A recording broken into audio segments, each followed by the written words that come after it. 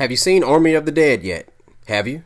Well, if you have not, guess what? I'm about to do some spoilers. Well, I'll try not to do too many spoilers, but allow me to give you my review on it. Student of the Game podcast. I'm your host, Tavares. All right, so check this out. Army of the Dead is directed by Zack Snyder. It came out 2021. The movie came out May 21st. What's wrong with me? But this movie here, hey, on a scale of 1 to 10, I give the movie a 7. I give it a 7. The reason why I give the movie a 7, because guess what? There was not one single moment in this movie where I was scared. Where I was like, oh. I need that from a horror movie, okay? That's the genre this movie is in, horror. But it had a good amount of action in the movie. Okay, so the thing about it is, for me with this movie, I would categorize it like in the action category. All right, and maybe that's what it was really intended to be. Okay, but anyways, the zombies in this movie here, oh my goodness, listen, they're not just like your the Walking Dead zombies, or most of the zombie movies we see where they're just like, they're more like, let's say if you combine the Dawn of the Dead zombies with 28 weeks later zombies, and guess what? They have the intellect of the zombies that in Land of the Dead, okay, directed by George Romero. Great movie, as a matter of fact. All right, there was one scene where with Batista, he had his knife, he was trying to cut the zombie, and the zombie was like, ooh, ooh, ooh, ooh, ooh, and he was right up on the zombie. That's why I'm like, oh man, how do you deal with that, man? That's like the ultimate weapon, right? But man, like, let me tell you something. The thing about it with this movie, okay, it was 2 hours and 20 minutes long. I think if the movie was cut down to 90 minutes, I think this would be a dope ass movie, man. But 7 is still not bad. Like I say, it's a very entertaining movie. Me and my wife found it very entertaining. And the thing about it is, at one point, I said I was going to give this movie, scale of 1 to 10, I was going to give it a 5. The reason why, because I'm like, they're doing a lot of dumb stuff. Like, okay, if you're running from a zombie and you have the chance to close the door behind you. Make it difficult for them to get to you, But then I thought about it. It's like, you know what? You can't look at it with a set of lenses like that. You got to look at it a different perspective, because here's the thing, people. If the characters in a horror movie go around making a bunch of smart decisions, well, guess what? That minimized the amount of time we see the villains or the monsters, right? Okay, so you got to embrace that. You got to welcome that. You have to expect that to happen, because it's a horror movie, it's an action movie. Because if they do all the smart things and stuff, right, that we say, man, I would have did this, pretty much we're assuming that our way is the better way anyway. Like, we still would not get killed in a horror movie if we did things our way. But the thing about it is, you can't go at it that way. But it is very entertaining to talk like that throughout the movie. And me and my wife was doing a lot of that. There was a scene where the army guy, let me see, what do you call it? The thing that opened up the big container that had one of the zombies in there, but they didn't know what was in there. And the dude had his weapon, but he's walking closer to it. Well, dude, you have your weapon. All right? There's no reason for you to get that close up to it, especially if you cannot see it. I don't know. Maybe I'm the minority here. Maybe everybody doesn't follow that rule, but I follow that rule. If I can't see it, I'm not about to get up close up on it, because it could pull me in. I don't know what it is. But anyways, this movie here, the action scenes that were in this movie was very impressive. Very impressive. The cast in this movie, I really dig the cast. I think ultimately that's what also sold it for me too. The cast in this movie, man. Like, saw a lot of familiar faces. Of course, Dave Bautista. We all know him. Now, the young lady named Ella Purnell, I was not familiar with her work, but I thought she was the breakout star in this movie. I thought she did such an incredible job. I think all of the cast members did an awesome job, but I'm like, wow, she really stood out for me.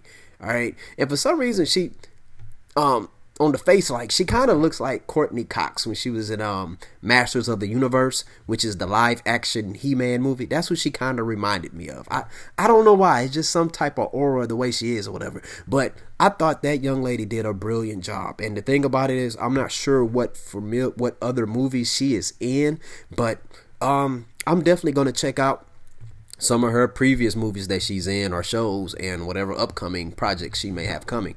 But Omari Hardwick, oh man, Ghost did his thing, man. You know, the way we associate Hugh Jackman as Wolverine, Robert Downey Jr. as Iron Man, Wesley Snipes as Blade, you know, that's who we associate Omari Hardwick as Ghost, okay? And I thought he did his thing in this movie, man. It was awesome. He had some real cool scenes in here, real cool dialogue. That's why I'm like, okay, all right, man, I'm digging this. Let's see, who else? Ana de la Reguera.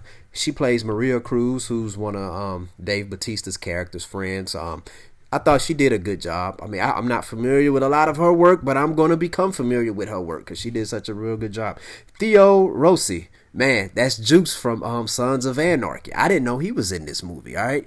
Man, he did a good job. I mean, the list goes on and on. Everybody in this job did a real good, did awesome. Samantha Wynn, she plays the character named Chambers, okay? I'm not going to spoil what happens, but I'm going to tell you something. Check this out. Pay attention to the character named Chambers. All right. For me, I thought she had like I say, if this was a playoff game, I would say she had the best highlights. I would say she had the ultimate highlight in this movie. Okay. The character name is Chambers and played by Samantha Wynn. I'm not sure what else Samantha Wynn plays in, but after seeing her highlights in this movie here, guess what? I am going to check out other movies that Samantha Wynn plays in. All right. But as far, you know, with a Zack Snyder movie, his movies tend to cause a lot of divisiveness. Not sure if it's intentional or not. I don't even think it's intentional. I just think that's just his style. Not that he's trying to cause a divisiveness, but what it is that if you watch go look at every movie that he's done. A lot of times, like, there's so many holes in the plot. It's like, man. But the thing about it though is that he masters his strengths. Like, he shows his strengths. Like, he has his calling card. His calling card is incredible visuals, incredible cinema, photography. Okay, incredible. You know, like the action sequences are dope. Okay. You know, those are his calling cards. You know, if you watch Dawn of the Dead, 300, Justice League Snyder Cut, Man of Steel, Batman versus Superman, Sucker Punch, The Watchmen, all those movies, you know, his calling card is those action sequences. And the thing about it is, his movies, you know, they're normally longer than most movies. And the thing about it is, but I think if he was able to edit it to where it's like 90 to 100 minutes, I think his movies would be better. I think a lot of them would be better. Like, let's say if you gave one of his movies scale to 1 to 10 to 6, I think that'll make it an 8. All right. But with this movie here, like I say, it was a horror movie. I didn't get really scared at all in this movie. You know, when I saw Dawn of the Dead, I did have scared moments on it. And that movie came out in 2004.